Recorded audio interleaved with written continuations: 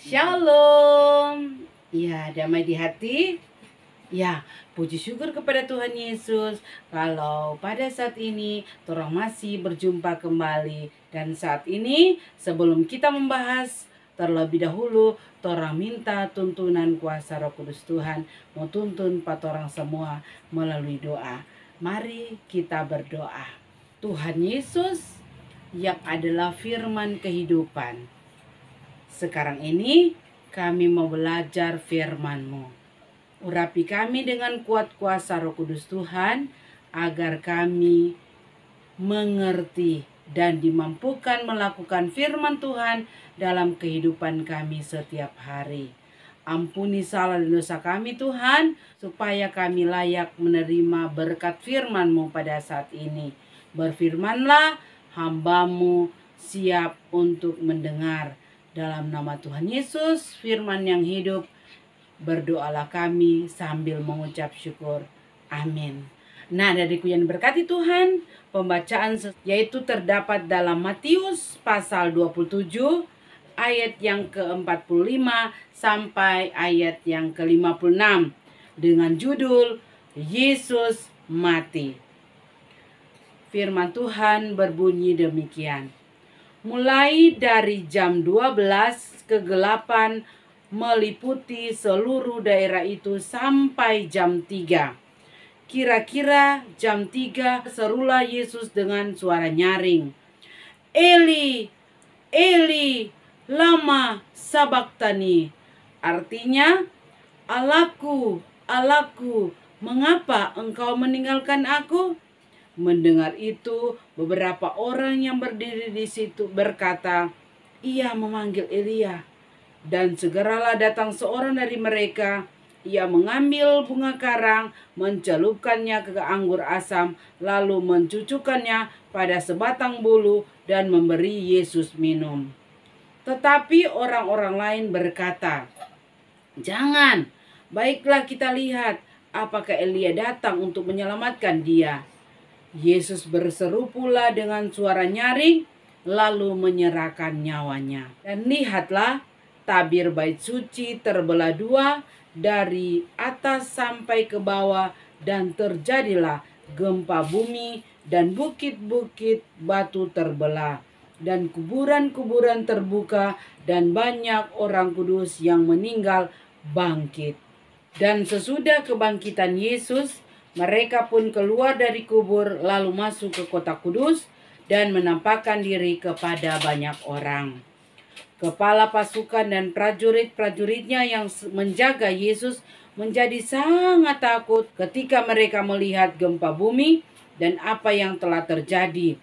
Lalu berkata, sungguh dia ini adalah anak Allah.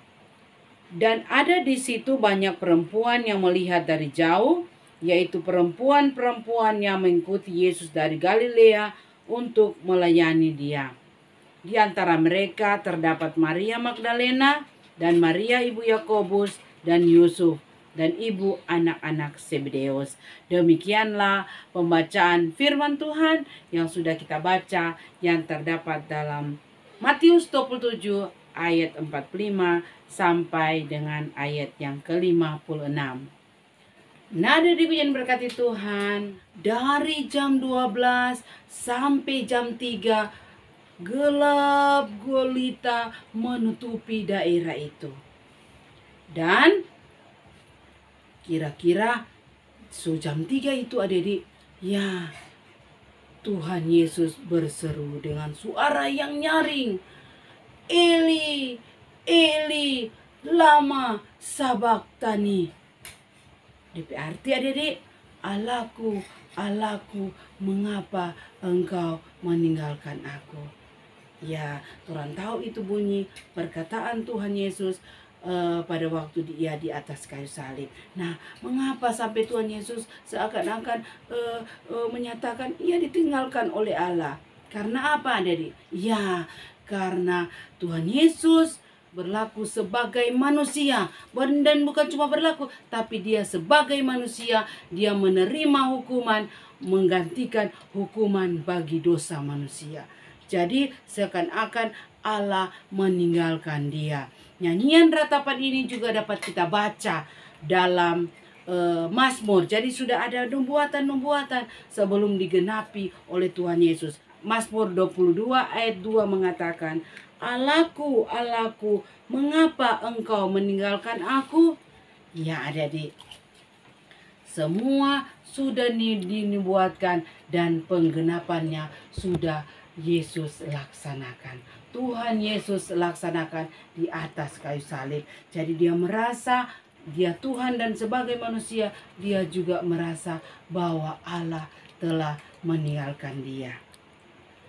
Adik-adikku yang diberkati Tuhan, pada saat itu orang-orang yang berdiri di situ bilang, dia memanggil Elia. Dia memanggil Elia. Orang Lia, apakah Elia datang menolong dia? Jadi itu maju orang Lia. Kalau betul Elia mau datang, mau tolong Pak Tuhan Yesus.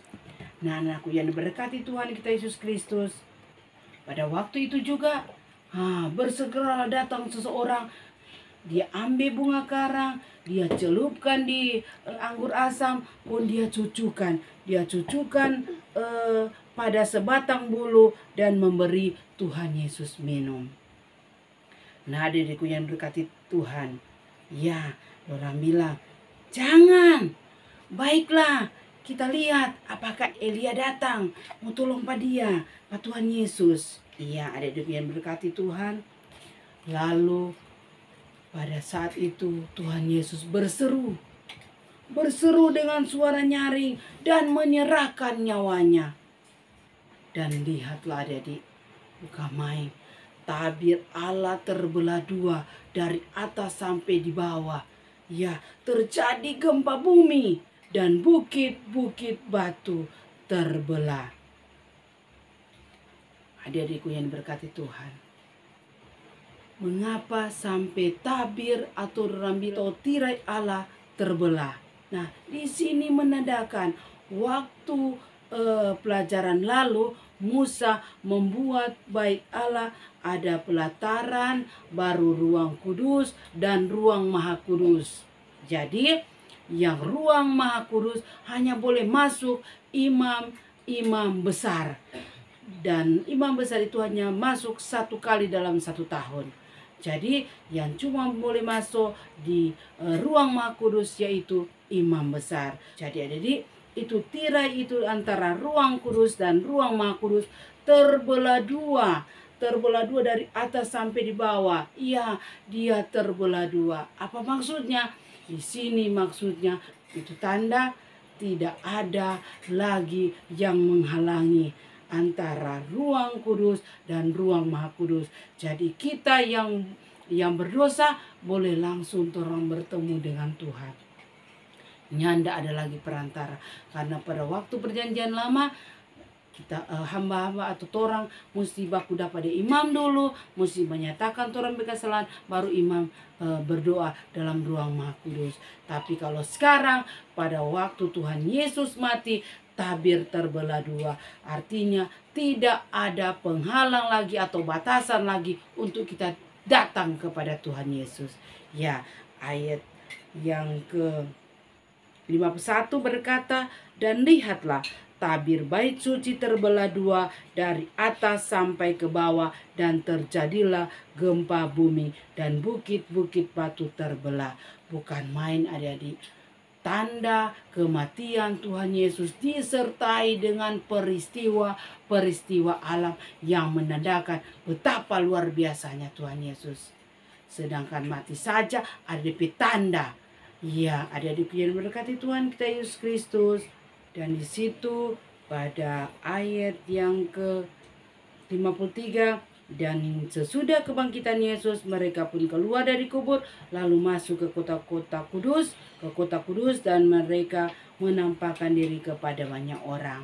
Ya, di sini tentu ada yang bertanya, siapa itu orang-orang kudus? Ya, orang-orang kudus yaitu orang-orang dalam perjanjian lama, orang-orang kudus yang mati atau yang meninggal terlebih dahulu, tapi mereka percaya kepada Tuhan dan mereka dibangkitkan pada waktu terjadi kebangkitan Tuhan Yesus.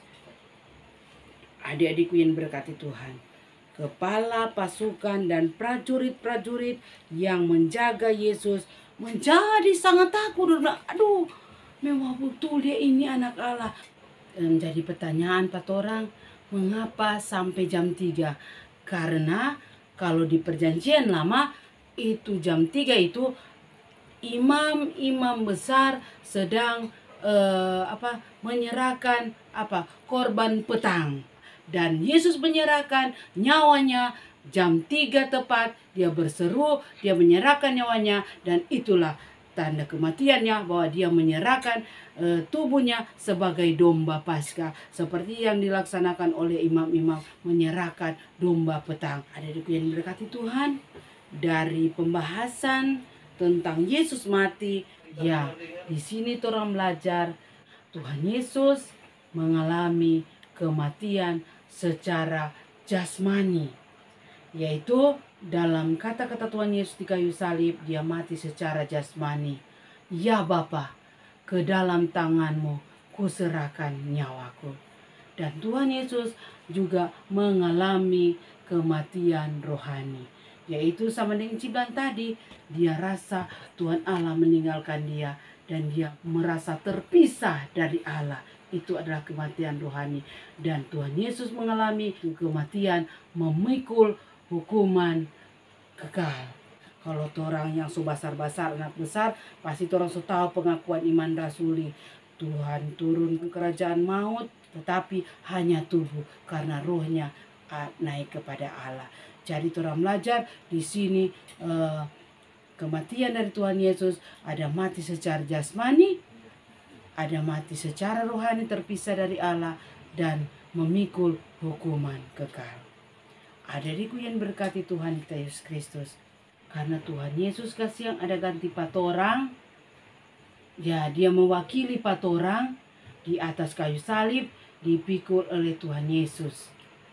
Dia seakan-akan terpisah dari Tuhan Allah. Untuk siapa adik? Untuk torang semua, enci dan adik-adik semua. Walaupun dia tidak bersalah, dia tidak berdosa, namun dia menjadi berdosa oleh karena kita. Dia menjadi terkutuk karena pemberontakan kita. Dia dipukul, diejek, diolok, dihina, bahkan menderita mati untuk menebus dosa dan kesalahan kita. Adik-adikku yang diberkati Tuhan, karena kematian Tuhan Yesus, kematian Kristus adalah wujud kasih Allah kepada kita sebagai manusia, adik-adik dan enci. Dengan kematiannya, Tuhan Yesus membuka tabir supaya kita orang berdosa dapat berhubungan langsung dengan Tuhan Yesus dan memanggil Tuhan sebagai Bapa dan menerima keselamatan yang dari Tuhan. Tuhan Yesus mati adik-adik, orang semua diselamatkan dari segala dosa dan penderitaan kita dan segala kesalahan kita. Tuhan Yesus di sini menjadi penggenapan dari suatu rancangan Allah bagi manusia menuju ke kekekalan hidup. Jadi adik-adik, orang yang sudah ditebus Tuhan Yesus di kayu salib, orang menyadari, aduh, bukan main nah, Tuhan Yesus mati di atas kayu salib. Bagaimana orang mau respon, orang mau balas Tuhan Yesus kasih. Di sini orang boleh lakukan dengan memasuki minggu sengsara yang terakhir, minggu sengsara yang ke-6. Marilah orang merubah semua perbuatan kita yang menjadi dosa bagi kita, yaitu suka jaga kalai, suka jaga melawan pak mama dan papa, suka jaga pukul tamang. Ya, mari orang ubah sama itu. Suka pamumake, tidak mau berdoa, nyandak baca Alkitab, dan banyak lagi perbuatan-perbuatan kita yang membuat kita berdosa dan hilang kemuliaan Allah. Untuk itu, Inci mau ajak pat orang semua bagaimana orang memaknai kematian Tuhan Yesus di kayu salib menebus torang pe dosa. Enci dan adik-adik, bagaimana adik-adik torang berbuat yang terbaik untuk Tuhan. Torang bersyukur karena ada satu oknum, yaitu Tuhan Yesus yang rela mati menebus dosa dan kesalahan dari adik-adik dan enci. Untuk itu adik-adik, mulai sekarang ini marilah torang hidup takut akan Tuhan, berserah kepada Tuhan, dan melakukan apa yang menyenangkan hati Tuhan. Karena semua nubuatan-nubuatan yang terjadi Tuhan Yesus sudah genapkan. Dan Tuhan Yesus menjadi penggenapan supaya torang yang dirancangkan oleh Allah untuk mendapatkan kehidupan yang kekal, kehidupan selama-lamanya, itu boleh terwujud. Dan torang ingat Tuhan Yesus selalu pesan dalam Yohanes 3 ayat 16, karena begitu besar kasih Allah akan dunia ini sehingga Dia mengaruniakan anaknya yang tunggal, Tuhan kita Yesus Kristus, supaya setiap orang yang percaya kepadanya tidak binasa, melainkan beroleh hidup yang kekal. Adik-adik suka tuh hidup kekal? Ya, enci pun demikian. Dan marilah torang menyambut hidup yang kekal yang disediakan Allah bagi orang yang percaya kepada Dia. Tuhan Yesus memberkati firman-Nya, memberkati kita semua. Amin. Marilah kita berdoa. Tuhan Yesus Bapa di sorga, terima kasih atas pengorbanan Tuhan Yesus di kayu salib, menebus dosa kami umat manusia. Layakkan kami Tuhan untuk berbuat sesuai dengan kehendak Tuhan, agar supaya Bapa kami mampu merespon kasih Allah dalam kehidupan kami dan menyenangkan hati Tuhan. Terima kasih atas firman-Mu yang memberkati kami semua. Biarlah firman-Mu menjadi suluh dan pedoman di dalam kehidupan kami, dan kami jadi pelaku-pelaku firman Tuhan. Terima kasih Tuhan, ini doa kami dalam nama Tuhan Yesus kami berdoa. Amin. Ya, sekian dan terima kasih. Sampai berjumpa kembali.